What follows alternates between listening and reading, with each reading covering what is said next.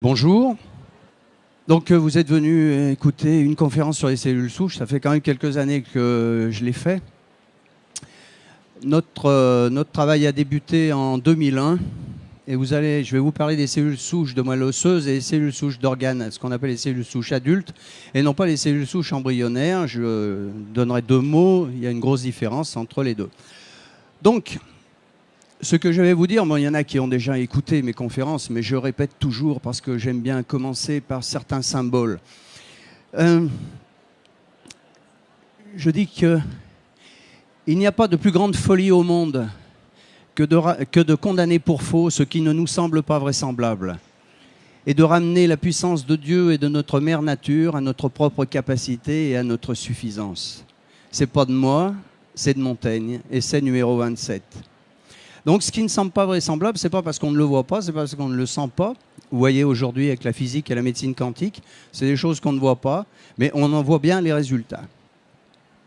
Donc ce que je vais vous dire paraît parfois un peu invraisemblable. Lorsqu'en 2001 on a commencé les travaux, nos collègues biologistes qui travaillaient sur les cellules souches embryonnaires nous ont pris un peu pour des fous en disant votre truc c'est de la rigolade, ça ne marchera jamais. Ça ne marchera jamais. D'abord, on n'a jamais vu les vaches voler, donc c'est impossible. Mais, comme a dit Mark Twain, c'était impossible, ils ne le savaient pas, alors ils l'ont fait. Le corps est composé de milliards de cellules. Dans chaque cellule, nous avons la mémoire de l'univers, la mémoire universelle. Chaque cellule est un monde. Il y a au milieu de cette cellule le noyau qui possède ce qu'on appelle l'ADN, l'acide désoxyribonucléique. Ces informations vont passer à l'acide ribonucléique, puis aux protéines et aux acides aminés. Notre corps fonctionne ainsi dans les deux sens. Même si un prix Nobel réputé, Jacques Monod, a dit le contraire, on sait aujourd'hui que ça marche comme ça. Donc nous avons commencé en 2001 des travaux, parce que nous nous étions aperçus, je travaillais en Oregon à l'époque, et nous nous étions aperçus que les gens qui utilisaient une algue qui s'appelle la Phanizomenon floss aquae, dite algue bleu-vert, qui est récupérée dans le lac Klamath, dite aussi l'algue Klamath, mais c'est pas le bon nom, parce que ça ne veut rien dire algue Klamath, parce que dans le lac Klamath, il y a plusieurs types d'algues. Et l'algue qui est importante, c'est la Phanizomenon floss aquae.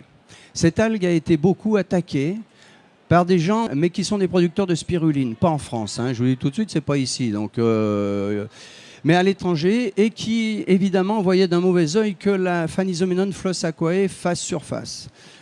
Jusqu'au 20 septembre 2007, elle a été interdite, cette algue, en France. Je dis bien en France, elle a été interdite jusqu'au 20 septembre 2007. Et le 20 janvier 2007, j'ai pris 4 mois de prison avec sursis pour avoir défendu cette algue et avoir prouvé qu'elle n'était non toxique et qu'elle était bénéfique. Et quelques mois après, elle était reconnue comme une algue salutaire pour la santé humaine. C'est drôle, non? Moi, je trouve ça comique. Enfin, c'est un peu triste quand même. Je suis un scientifique, je sors de laboratoire. J'ai travaillé au laboratoire Winthrop, j'ai travaillé à l'Institut Pasteur Production et j'ai travaillé dans le groupe L'Oréal. Donc, je connais l'autre côté. Avant de m'intéresser aux médecines naturelles. Donc, je suis parti, j'ai quitté la France parce que, comme le professeur Montagnier, c'est pas possible de travailler ici. Je le regrette beaucoup. Nous avons donc fait des approches parce qu'on s'apercevait que les gens qui utilisaient l'algue bleu-vert, la Phanizomenon floss aquae, avaient des guérisons lorsqu'ils étaient malades ou des améliorations spectaculaires. Les enfants qui consommaient, parce que ce n'est pas d'aujourd'hui hein, qu'on consomme là-bas, c'est très vieux, les Indiens la consomment depuis très longtemps, et bien que les enfants également, que lorsqu'ils sont étudiants, ont une plus grande attention. Ce produit est également très très riche. J'ai fait faire des résonances magnétiques nucléaires et des chromatographies en phase liquide à l'université de Brasilia où j'ai travaillé pendant plusieurs années. Et il y a énormément de phényléthylamine. La phényléthylamine, c'est un précurseur de la dopamine. La dopamine, c'est l'hormone du bonheur, de la joie. Lorsque vous êtes en bonheur, en joie, vous enlevez déjà une partie pour éviter d'être malade. Parce que quand on est malade, on est triste. Quand on est triste, on est malade. Et c'est l'ouroboros, le serpent qui se mord la queue, on n'en sort pas. Donc ce qu'il faut, c'est rendre du bonheur aux gens. Et là, il se trouve que la phanisoménon est très riche en phényléthylamine. Je peux en parler puisque vous allez voir que sérieux ne veut pas dire triste et que j'ai beaucoup de joie en moi parce que je consomme beaucoup d'algues bleues verts depuis très très très longtemps. Et ma famille aussi, et personne n'est jamais tombé malade. Donc nous sommes partis de là. On s'est aperçu qu'il y avait en effet des déductions. On s'aperçoit qu'il se passe des choses. Et mon ami qui, à l'époque, me dit dis donc, si on travaillait sur la libération des cellules souches. Alors, la libération des cellules souches de moelle osseuse ou les cellules souches adultes, c'est pas monsieur le docteur Intel ou docteur Intel, je donnerai pas de nom non plus, qui a découvert, qui a inventé. Ça date de bien longtemps. En 1902, vous voyez, ça fait plus d'un siècle que Maximo, un Russe, a découvert l'existence des cellules souches. Donc, nous n'avons fait qu'appliquer de la recherche de la théorie de Maximo.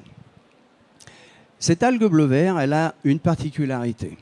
Et je l'ai défendue aussi, je l'ai prouvé devant le tribunal. Elle est composée de 115 micronutriments.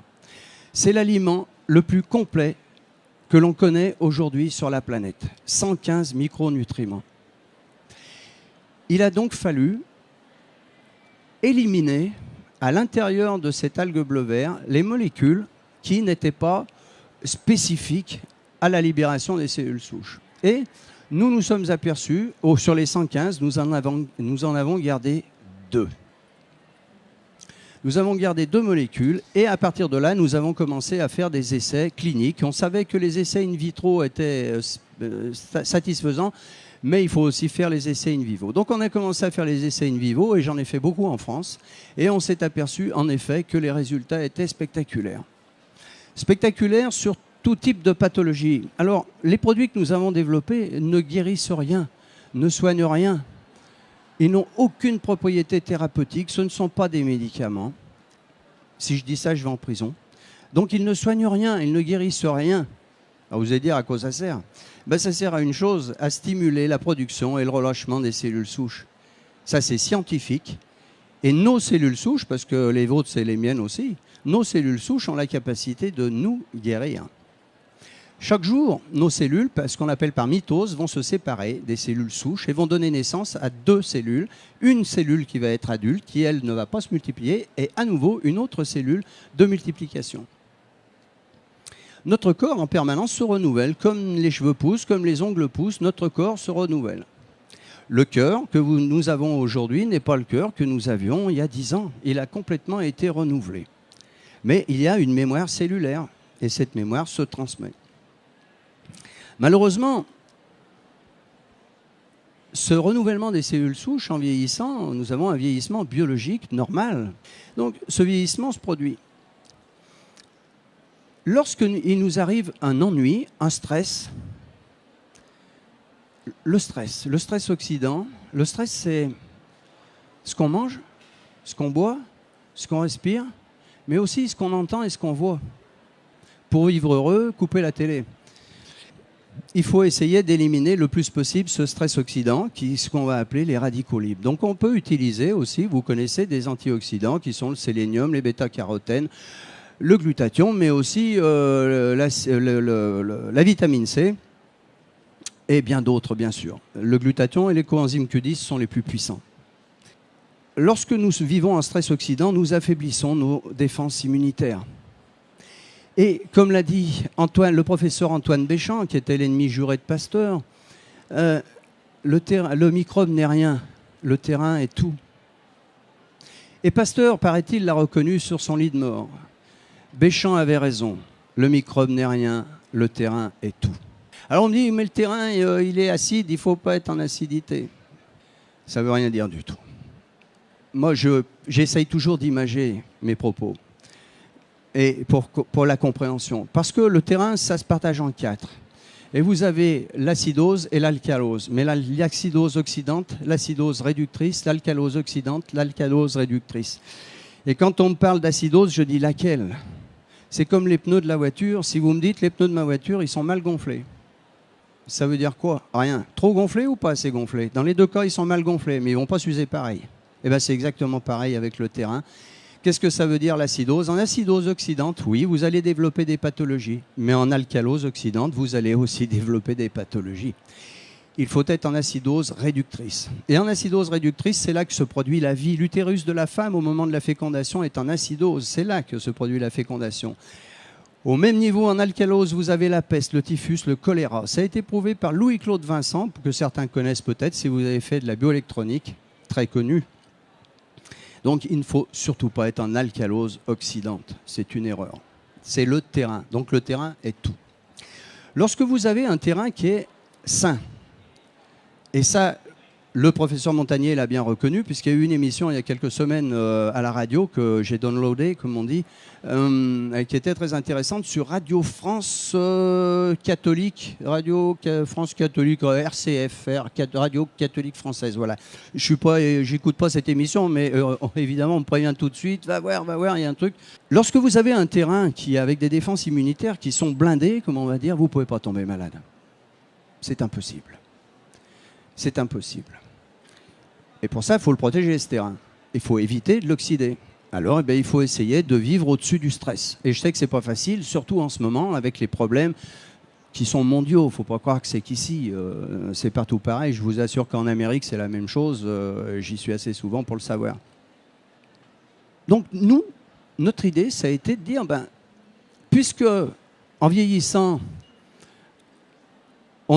nos cellules vont se reproduire de plus en plus lentement, est-ce qu'on n'a pas une possibilité de booster un petit peu la fabrication de ces cellules souches? Et c'est ce qui se passait avec ces deux molécules que nous avons isolées de la phanisoménone floss aquae. Donc, on a fait des tests et on s'est aperçu en effet que les cellules souches avaient la capacité de... Je n'ai pas le droit d'employer le terme guérir. D'abord, je crois qu'il n'y a que nous-mêmes qui pouvons nous guérir. Mais de ramener les gens en santé, comme on dit au Canada, de ramener les gens en santé, parce qu'on obtenait une fabrication supérieure des cellules souches et surtout aussi la migration, parce que fabriquer pour garder les voitures sur un parking, comme ça se passe en ce moment, ça ne sert à rien, il faut les vendre, les voitures. Bien là, c'est pareil, il fallait que cette migration se produise. Donc, on s'est rendu compte, en effet, que nous pouvions augmenter cette capacité de fabrication des cellules souches. Au départ, de moelle osseuse, on était parti là-dessus, et surtout la migration. On s'est rendu compte que ça marchait, mais c'était des déductions. Mais il faut prouver scientifiquement que cela fonctionne. Vous dites que c'est comme ça, oui. Alors, qu'est-ce qu'on a fait? Eh bien, on a provoqué...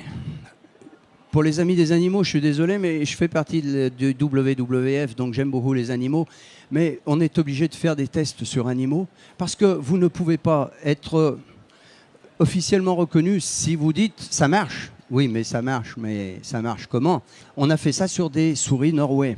On provoque des infarctus du myocarde en ligaturant les coronaires et on fait exploser le cœur. Un infarctus du myocarde. On a fait ça sur 100 souris Norway. Le premier lot de 50, on les a laissés se débrouiller après l'infarctus du myocarde. C'est ce lot-là. Alors, ça n'a pas été fait par nous, parce que nous, on n'est pas... je ne vais pas citer de nom non plus, ça serait méchant. On n'est pas à la fois juge et partie, parce que c'est trop facile. Donc, c'est le professeur Orlik de la faculté de l'Illinois qui a fait les essais. Et après avoir provoqué les infarctus, le premier lot de 50, il les a laissés se débrouiller. 27 jours après... Résultat, 27 jours après, du groupe contrôle, 17% de survivants. Sur les survivants, une toute petite restructuration de la membrane ventriculaire avec une belle nécrose ici en bleu. Je ne sais pas si vous la voyez bien, mais ça, c'est la cicatrice que nous avons lorsqu'il y a eu un infarctus du myocarde. Une toute petite revascularisation et une toute petite éjection, évidemment, puisqu'il n'y a plus de tonicité musculaire. Sur le deuxième lot, où on a stimulé par la nourriture, ou dans lesquels il y avait ces extraits d'algues bleu vert, toujours 27 jours après, toujours fait par le professeur Orlik, je précise, là, 73% de survivants. Ce n'est pas l'effet placebo, ça. Hein? Déjà, sur l'animal, ce n'est pas possible, puisqu'elle ne sait pas. Mais là, 73%. De 17%, on passe à 73% de survivants. Et la reconstruction totale de la membrane ventriculaire, aucune cicatrice.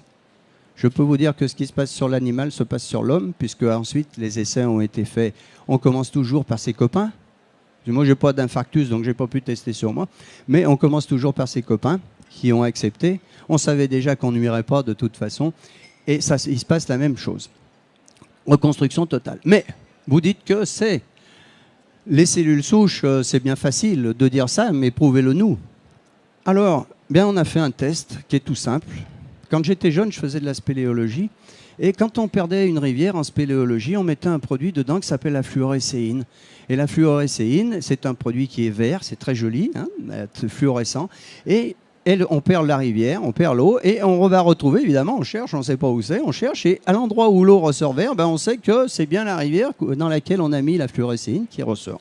Eh bien, on a fait ce qu'on appelle un test d'immunofluorescence, c'est-à-dire qu'on a injecté un produit fluorescent dans la moelle osseuse de nos souris, et 36 heures après, puisque c'est le temps qu'il faut à une cellule souche pour se rendre sur le lieu de la détresse, 36 heures après, 30% des cellules de réparation étaient fluorescentes. CQFD, ce qu'il fallait démontrer, ça me rappelle mes cours au lycée de mathématiques, CQFD. Nous avions donc bien démontré que les cellules souches, notre théorie était juste, que les cellules souches de moelle osseuse migraient bien par voie sanguine et allaient sur le lieu de la détresse. Alors elles vont sur le lieu de la détresse, pourquoi et comment? Eh bien parce que lorsqu'un organe est malade, il va sécréter ce qu'on appelle les cytokines, qui sont des signaux de détresse. Et le cerveau, lui, les décode très facilement. Donc ces cellules souches, elles vont migrer par voie sanguine. Ces cellules souches, elles migrent, et au moment où elles vont passer vers l'organe qui est malade, ces cytokines vont libérer ce qu'on appelle les cellules d'adhérence et vont prendre cette cellule. Et quel est l'intérêt de la cellule souche, vous allez me dire? Eh bien, elle a un intérêt fondamental. Car une cellule souche d'organes, il ne fera toujours que des organes. Un cœur, il fera des cardiomyocytes. Un foie, des hépatocytes. Les os, des ostéocytes. Le cerveau, des neurones et des cellules gliales. Neurones qui se reproduisent, je vous le rappelle, contrairement aussi à ce que l'on croyait il y a encore seulement 10 ans. Ces cellules souches, on dit qu'elles sont totipotentes lorsqu'elles sont cellules embryonnaires. Les cellules de la naissance, c'est un zygote. Hein, on commence par naître, c'est un œuf fécondé, c'est un zygote. Et cette cellule, elle va se multiplier. Mais au départ, on part d'une seule cellule. Donc cette cellule, comment elle va faire? Du cœur, du foie, de la rate, de l'œil, du cerveau, des intestins, peu importe. Cette cellule, elle a la capacité de tout faire. C'est comme un livre que je dis, vous avez un livre, il n'y a rien d'écrit dessus. Ce livre, vous pouvez en faire un roman d'amour, un thriller, une bande dessinée. Et cette cellule, eh bien, elle est ce qu'on appelle totipotente, toute potentialité. Elle va pouvoir, par le miracle de la création, ça je ne peux pas vous l'expliquer, eh bien, elle va se séparer petit à petit pour faire des cellules qui vont faire du cœur, de la rate, du foie, de l'estomac, des intestins, du cerveau. Elles vont se séparer et on les appelle les cellules pluripotentes. Ce sont déjà des cellules souches adultes dites pluripotentes. On s'est aperçu ensuite, aujourd'hui, on sait que ces cellules en réalité pluripotentes sont également totipotentes. Mais on a conservé le nom des cellules souches adultes de la terminologie de pluripotente. Plusieurs potentialités.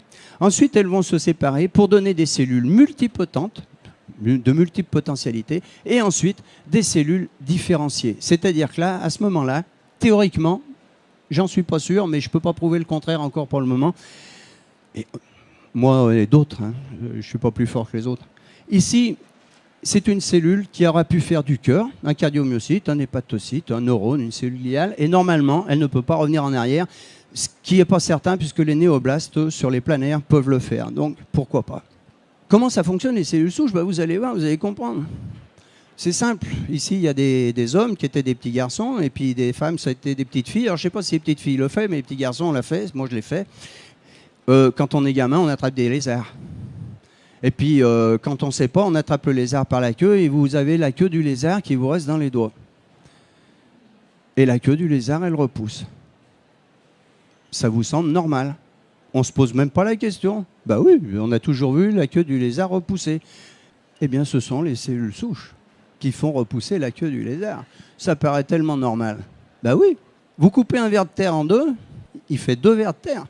Alors, du côté où il y a la tête, vous dites c'est plus facile de faire la queue. C'est plus simple. Oui, mais du côté où il n'y a que la queue, il va faire la tête. Ah, il y a donc 2 vers de terre. Oui, mais si vous coupez un ver de terre en 14 morceaux, c'est que là, il n'y a plus de tête, il n'y a plus de queue, bah, il va faire 14 vers de terre. C'est pas beau, ça? Oui, les essais ont été faits. C'est miraculeux. Cellules souches. Le foie repousse, mais les organes repoussent. les organes repoussent. Si vous arrachez la patte d'une salamandre, elle repousse et elle se reconstitue. C'est publié, ça. C'est pas moi qui l'invente. Si vous arrachez le maxillaire inférieur d'une salamandre, il se reconstitue. Vous savez, on lui arrache la gueule, elle se reconstitue. Ce sont les cellules souches. Et on vous direz, c'est impossible, les vaches ne volent pas. Vous allez voir pourquoi je dis ça. Parce que nous sommes passés après aux essais réels, in vivo, grandeur nature. Encore une fois, je dis, ça ne soigne rien, ça ne guérit rien, ça stimule la production et le relâchement des cellules souches. Et la capacité des cellules souches est extraordinaire. Extraordinaire. Le premier cas, c'est sur le jeune Didier. Il a un accident en ramassant des noix. La machine, je ne sais pas ce qu'il a fait, j'en sais rien, j'y étais pas. Et il prend une barre de fer dans l'œil qui lui traverse le cerveau, qui ressort de l'autre côté de la tête. C'est pas un ongle incarné, ça, c'est un gros truc. Parce que je venais de faire une émission avec Marc Menant. Donc le papa m'appelle en disant, écoutez, voilà, j'ai entendu votre émission, Marc Menant m'a donné votre numéro, est-ce que vous croyez que ça va marcher? Fichtre, on ne peut jamais dire à quelqu'un ça va marcher. Jamais. D'abord, ce ne serait pas vrai, parce que nous avons des échecs dont je parlerai, mais ça marche dans vraiment la majorité des cas, et de beaucoup, puisque nous avons 93% de résultats positifs, toutes pathologies confondues. Enfin, quand je dis nous, le produit, parce que nous, on n'est pas médecins, donc on s'en fiche. Il a été lobotomisé partiellement, évidemment, à Grenoble. Comme c'était un accident de la tête, il a été naturellement transporté à l'hôpital de la Tronche, à Grenoble. Ça existe, hein, je vous promets, je connais bien l'hôpital de la Tronche. J'y ai travaillé en neurologie, donc ça existe bien. Bon, note d'humour, on voyait que sérieux ne veut pas dire triste.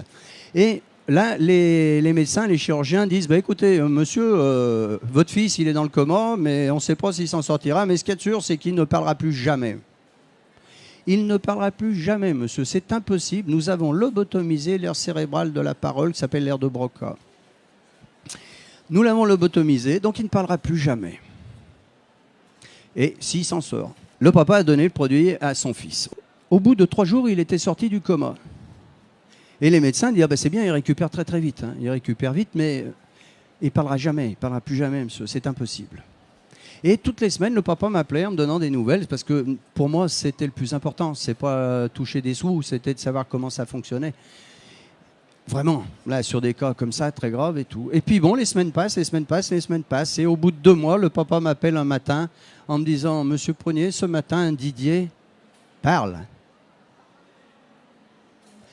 C'est bien, monsieur Pierre Pascal. Et que disent les chirurgiens? C'est impossible, monsieur. Les vaches ne volent pas. Bien, j'ai dit, ça n'a pas d'importance. En plus, je ne sais pas qui c'est, mais les neurochirurgiens, fut un temps où j'étais de l'autre côté, je les connaissais tous. Donc je connais aussi leurs limites, même s'ils sont très utiles. Et le petit Didier Pascal va très bien. J'ai eu son papa l'autre jour, il n'y a pas longtemps, qui va très très bien. Le deuxième cas que nous avons eu, c'était la petite Léa. Là, je ne peux pas vous donner son nom parce que sa maman ne veut pas. Donc elle s'appelle Léa, elle habite à l'Île-sur-la-Sorgue. À 4 ans, elle avait, et elle a toujours, j'imagine, ce qu'on appelle une amyotrophie spinale infantile. Une amyotrophie spinale infantile, c'est la masse musculaire qui ne se développe pas. Par contre, au niveau du cerveau, ça marche très bien. J'abrège. La maman, pareil, m'appelle, est-ce que vous pouvez? Oui, madame, je vous donne le produit, etc., etc. Il s'est passé aussi, là, 2 mois. 2 mois et... Enfin, 21 jours. J'avais dit à sa maman 21 jours. 21 jours après, il ne se passait rien. J'ai dit, on continue 21 jours, ce qui faisait donc 42 jours. Et elle m'appelle, je le cite dans toutes mes conférences, je me souviens très bien.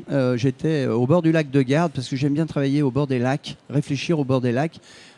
Et elle me dit, ben non, Léa ne marche toujours pas, mais le kiné dit qu'il se passe des choses dans ses jambes, dans ses muscles, mais elle ne marche pas. Et je lui dis, madame, on continue, rappelez-moi dans 21 jours. Donc on en était là à 42 jours, puisque ça faisait 2 fois 21. Et le lendemain matin, toujours au même endroit, sur le bord du lac Le Garde, le téléphone sonne, et la maman de la petite Léa, qui s'appelle Véronique, m'appelle en me disant, monsieur Prunier, je ne peux pas attendre 21 jours, parce que ce matin, Léa s'est levée, elle a fait ses 5 premiers pas toute seule. Et que disent les professeurs à Paris? C'est impossible, madame. Les vaches ne volent pas. Alors, moi, je veux bien empoigner l'évidence, mais ici, sur Paris, il y a un docteur, je peux citer son nom, il s'appelle le docteur Monnier. Donc ce que je dis, c'est que la vérité. Et le docteur Monnier, un jour, il me demande à me voir. On passait, on allait à Amsterdam et on était à Paris. Donc on se voit rue de Lourmel, dans un restaurant. Le soir, il y avait Michel Chevalet, le journaliste d'Antenne 2, dont le fils a eu un très très très grave accident. Donc il venait à titre personnel et non pas en tant que journaliste. Et le docteur Monnier avait constaté sur une de ses patientes qui attendait une greffe cardiaque, que j'avais eue au téléphone, mais je ne la connais pas, cette dame. Cette dame attendant une greffe cardiaque, là aussi j'abrège parce qu'on n'a pas beaucoup de temps, eh bien 2 mois après, elle était rayée de la liste des greffes cardiaques, alors qu'elle était grabataire. Au bout de 2 mois, elle prenait le métro, le train, elle allait à l'hôpital, faire constater au médecin, à l'hôpital, au professeur. Et que disent les professeurs? C'est impossible, madame, les vaches ne volent pas. Elle n'attendait plus de greffe cardiaque. Ça a fonctionné. Le docteur Monnier, voyant ça, le teste, mais sans me le dire, et m'appelle un jour, il téléphone et il me dit, monsieur Prunier, je vais vous dire, j'ai donné à ma maman de 96 ans, qui avait une dégénérescence maculaire depuis 15 ans, qui ne voyait plus rien. 2 mois après, elle a récupéré totalement la vision. Lui, il m'a dit, je constate. Le produit ne soigne rien, encore une fois, ce sont les cellules souches. Et elles vont à l'endroit où elles doivent aller. Alors, je vais vous lire le petit mail que j'ai reçu, parce que nous avons eu des réparations sur la moelle épinière, nous avons eu des réparations qui sont spectaculaires en quelques mois, des gens qui étaient grabataires, à qui on a dit, vous ne marcherez plus jamais, après des accidents c'était, je ne sais pas si c'était une tentative de suicide ou autre, mais enfin un grave accident, et tout était rentré dans l'ordre. Hein. Voilà. Ce monsieur, il m'écrit ce matin, mon cher Jacques, tout d'abord un grand merci d'être. Ça me fait plaisir. Bravo pour le Synerstem. Ma démarche depuis quelques mois était de faire refonctionner ma thyroïde. C'est une thyroïdite Hashimoto. Il a commencé à utiliser le produit au mois de septembre. Ma thyroïde. Pour cela, les médecins étaient unanimes. Hypothyroïdie Hashimoto, votre thyroïde est HS. Elle ne refonctionnera plus. Donc, sans hormones de synthèse, lévothyrox, que tout le monde connaît, depuis plus de 15 ans. Puis en septembre, je baisse mon lévothyrox de 175 mg par jour pendant 4 jours à 175 mg 3 jours en alternance, etc. Tous les mois, contrôle de la TSH, mais là, aux merveilles. De 1,608 unités en mai 2009, je passe à 1,642 en septembre. Et là, je fais un bond en avant avec les analyses du 27 janvier 2010, TSH 2496 unités. Si tu savais la joie que nous avons eue, en baissant le lévothyrox, je rééquilibre ma thyroïde. Alors la semaine prochaine, j'irai voir le Toubib pour continuer à baisser ou à mettre 1 ou 2 jours à 150 mg, parce que je lui ai dit surtout de ne pas arrêter le lévothyrox. D'abord, je n'ai pas le droit, je ne suis pas médecin, mais surtout, on n'arrête jamais. Il faut sevrer un corps, on n'arrête jamais quelque chose d'un seul coup. Voilà, je te tiendrai au courant des résultats au fil du temps. Les malades de la thyroïde vont être ravis. Si ça peut t'aider et te rendre service pour tes conférences, tu peux me citer en exemple. Voilà, mon cher Jacques, ce que je voulais partager avec toi. Donc, des cas comme ça, on en a plein. Encore une fois, ce n'est pas un produit miracle. Il ne soigne rien, il ne guérit rien. Mais nous avons pu, au fur et à mesure, augmenter la capacité. Cette capacité, cette puissance, puisque nous étions sur la bonne voie. Alors, il se trouve que, j'appellerais ça par la grâce de Dieu, par le hasard. Comme disait Einstein, le hasard n'existe pas. Ce n'est que le nom donné à une loi que l'on ne connaît pas. Je reçois un coup de fil de l'université de Tampa en Floride. L'université de Tampa, c'est la 9e université des États-Unis. Et le professeur Paul Sandberg dirige l'unité de recherche à l'université de Tampa. Et il me dit, j'aimerais bien qu'on puisse travailler ensemble sur le développement des cellules souches, car nous avons mis au point un produit. Mais nous, on ne travaille pas du tout sur l'algue bleu vert. On a travaillé sur les extraits de myrtille, l'extrait de thé vert, la carnosine, la vitamine D3 et un extrait, mais qui est acheté à part, qui n'est pas développé par eux, qui s'appelle le VitaBlue, qui est un extrait d'œillet. Et nous obtenons 70% d'augmentation. C'est publié, tout ce que je vous dis. Je peux vous donner tous les documents avec les noms de où c'est publié, des universités où les travaux ont été faits, bien entendu. Je ne vous raconte pas des salades. C'est pas fait sur une table de cuisine, ça. Les chercheurs, je les connais tous. Et le professeur Paul Sandberg a développé avec son équipe, Paula Bickford, Cindy Sandberg et Douglas Schittle, un produit extrait, comme je vous ai dit, de myrtille sauvage, de carnosine, de vitamine D3 et de thé vert. Ce produit a été testé, il est végétarien, il est classé végétarien, kasher et halal. Je le dis ça parce que c'est important lorsqu'on va commercialiser un produit, de faire savoir que nous travaillons pour l'humanité et pas pour une certaine caste. Et j'ai dit oui. Et je suis retourné à mes anciens amours qui étaient l'algue bleu vert en Oregon. Et je rencontre là-bas les dirigeants, enfin les scientifiques de ce laboratoire qui sont pour la plupart des hindous. C'est très intéressant parce que la démarche est différente. Et ils m'ont dit, ben, nous on utilise la base qu'ils achètent en Californie et on fait des essais. Et bon, j'ai dit c'est impeccable. Et alors les résultats, donc ils me publient les résultats, ils me donnent les résultats. Et je dis, ben maintenant, moi je pense à une chose. Alors on ne peut pas pomper des produits, même si j'ai participé à l'élaboration de produits, on n'a pas le droit parce qu'il y a des brevets, parce que ça appartient à la compagnie. Par contre, qu'est-ce qui appartient à la compagnie? Un brevet qui est composé d'un produit, lui-même composé de plusieurs molécules. Mais les molécules, elles ne sont pas brevetables. Les molécules, elles existent, les molécules naturelles. On ne peut pas breveter le vivant. C'est interdit. Donc, je me suis dit, mais si on utilisait, on rajoutait à ce produit l'ADN, c'est pour ça que tout à l'heure que la cellule, c'était important, si on rajoutait l'ADN de la Phanizomenone flosaceae, le noyau, eh bien, nous avons rajouté le noyau de la Phanizomenone flosaceae. Les résultats publiés aujourd'hui, publiés parce qu'ils sont bien supérieurs à ça, mais je n'ai pas voulu qu'on donne davantage d'informations à ce jour, parce que ce n'est pas terminé. Mais à ce jour, publiés, nous avons augmenté le taux de prolifération et de relâchement des cellules souches in vivo et in vitro, dans les deux cas, de plus de 80%. Ça veut dire qu'aujourd'hui, pour quelqu'un qui libère, comme nous tous, hein, enfin, pas tous, non, il y a des gens qui ne libèrent pas les cellules souches, nous avons un potentiel de 100, eh bien nous pouvons passer tout simplement à 180. À 180 en faisant quoi? En prenant 2 gélules par jour d'un produit entièrement naturel, qui ne peut pas nuire.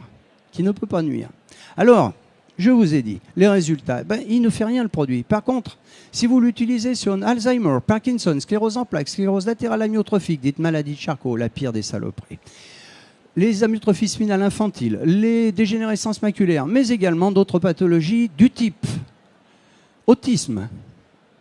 En 2002, nous étions au congrès mondial sur l'autisme à Barcelone. Nous devions parler le lendemain à ce congrès mondial sur l'autisme, vu les résultats qu'il y avait sur les cellules souches. La veille au soir, nous étions à l'hôtel El Jardín, dans le vieux Barcelone. Nous avons reçu un coup de fil du ministère nous disant « Vous ne parlez pas demain, secret d'État ». Je suis enregistré, ça. Hein. Tout ce que je dis est publié, puis depuis longtemps, je le dis. Interdiction de parler, on vous fait interdiction de parler demain, vous ne vous présentez pas. Donc nous n'avons pas parlé. Tout ce qui est également mucoviscidose, ça marche puisque j'ai les enfants d'amis qui en ont profité. Nous, ça fonctionne, on a nos résultats, c'est publié, on le sait, on a des témoignages, on est content, vous savez, c'est la paye ça. Quand ça sort, quand la petite Léa a marché, je peux vous dire que ça fait plaisir, qu'on a envie de pleurer. Et on pleure. Depuis maintenant, nous continuons nos travaux. Alors nous avons sorti un nouveau produit qui s'appelle le Synerstem. Pourquoi Synerstem? Parce qu'il est la synergie à la fois de molécules qui se trouvent dans la Phanizomenone flosaceae et de molécules que nous avons donc, enfin pas moi, mais le professeur Sambert et son équipe, isolées dans la myrtille. Alors, ça marche, vous voyez. C'est pas moi qui le dis parce qu'à chaque fois, il y a la bibliographie que je vous donnerai. Donc, sur les cancers, les anémies, les immunodéficiences, les anomalies des os et cartilages, les blessures de la cornée, les accidents vasculaires cérébraux, ce qu'on appelle les strokes, ça, on en a énormément. La réparation du tissu cardiaque, la maladie de Parkinson, les développements de nouveaux vaisseaux sanguins, la muqueuse gastrique, la peau. Le produit ne soigne rien. Ce sont les cellules souches qui vont faire ça. Hein? Une cellule souche adulte n'est jamais cancéreuse. Parce qu'on me pose la question, oui, mais alors si on stimule la production et le relâchement des cellules, est-ce que ça va pas aussi relâcher des cellules? Non. Non, jamais. Ça fait 9 ans maintenant, ça ne s'est jamais produit. Alors sur les accidents vasculaires cérébraux, les AVC, le diabète. Alors le diabète, nous avons des cas, dont un prêtre qui s'appelle le Père Athème, il avait du diabète et comme 6 mois après, il était redevenu normal. Il y a eu aussi un ami du papa du jeune qui s'était pris la barre de fer dans l'œil, la même chose, puisqu'il a témoigné pendant une conférence. Le Père Athème donne les CD des conférences à la sortie de l'église. Je l'ai connu, je l'ai rencontré, je lui ai dit, tu sais François, c'est pas des hosties, hein, c'est quand même que des CD. Ça marche très bien dans le diabète. On a encore eu des gens qui sont venus nous voir ici aujourd'hui en nous disant c'est extraordinaire. C'est les cellules souches. C'est les cellules souches, c'est pas le produit il fait rien. Les blessures de la moelle épinière, donc il y a le monsieur dont je vous parlais rapidement tout à l'heure, il se trouve que c'est le gendre d'une dame que je connais et qui est tombée du 5e étage d'un immeuble et il n'est pas mort, mais rupture de la moelle épinière sectionnée. Donc à l'hôpital Henri-Gabriel à Lyon, on lui dit monsieur, c'est fini, vous ne marcherez plus. Et on lui a donné là très vite, on va dire tout de suite, le produit, qui était le premier produit, qui ne l'a relâché que 30%. Et les médecins avaient dit, monsieur, vous ne remarcherez jamais, c'est impossible. 6 mois après, il faisait du jogging avec sa fille. Je ne connais même pas son nom, je connais la belle-mère. Mais la belle-mère, elle ne va pas nous raconter des histoires pour nous faire plaisir. Donc les lésions cardiaques, alors les lésions cardiaques, ça marche. Vous avez vu tout à l'heure, je vous ai montré, mais moi j'ai un de mes très très bons amis qui avait eu, après un 2e infarctus du myocarde, m'appelle et je lui dis 2e c'est pas bon et le 3e il est souvent fatal. Donc il serait peut-être temps que tu t'y mettes. Donc je lui ai donné du produit et 2 mois après il repasse un électrocardiogramme et son cardiologue lui dit mais monsieur, qu'est-ce que vous avez fait? Il n'y a plus rien au cœur, plus rien. C'est la reconstruction de la membrane que vous avez vue. Alors, évidemment que si c'est pris tout de suite, c'est très rapide. Mais si c'est ancien, ça ne marche pas. Parce que lui, son 2e infarctus, ça faisait déjà quelques années qu'il le traînait. Alors, maladie de Parkinson, à nouveau, sclérose multiple, maladie de Crohn et lupus. Et à chaque fois, vous avez la bibliographie qui est bien indiquée. Les cellules souches adultes ont fait la preuve de leur pluripotence. Donc là, à nouveau, je vous cite, c'est tout ce que je vous ai dit rapidement. Avec la bibliographie, les Japonais, les Russes et les Américains ont beaucoup travaillé là-dessus. Alors là, c'est l'arbre de différenciation des tissus. Ça ne présente pas beaucoup d'intérêt ici et maintenant. Sur les différents feuillets embryonnaires, en parlant du zygote, voilà, c'est ce que je vous disais, il y a une séparation des cellules qui vont ensuite faire de l'endoderme, du mésoderme, de l'ectoderme. Voilà. Alors les cellules souches adultes, de la moelle osseuse peuvent faire de la moelle, des os du cartilage, des tendons, des muscles, de la graisse, du foie, des systèmes nerveux central, des cellules sanguines. Le sang, évidemment, vous avez des globules rouges. Le globule rouge est la seule cellule qui n'a pas de noyau. Du cœur et en fait tous les tissus. Voilà, le placenta, la graisse, les follicules pilés, la cornée, la rétine, le sang du cordon, puisqu'on prélève beaucoup au niveau des cellules souches embryonnaires, on prélève dans le sang du cordon. Mais là, il faut savoir que lorsqu'on va utiliser les cellules souches embryonnaires, et nous avons un cas d'une dame qui est venue nous parler à Toulon, son mari a été traité, il était très malade, a été traité avec des cellules souches embryonnaires. Elle m'a dit, ça n'est plus mon mari. Alors, le produit va stimuler la fabrication des neurones, mais son mari, elle dit, son comportement avait changé, son groupe sanguin avait changé, tout avait changé. Elle dit, c'est plus mon mari. Donc, on ne joue pas à l'apprenti sorcier.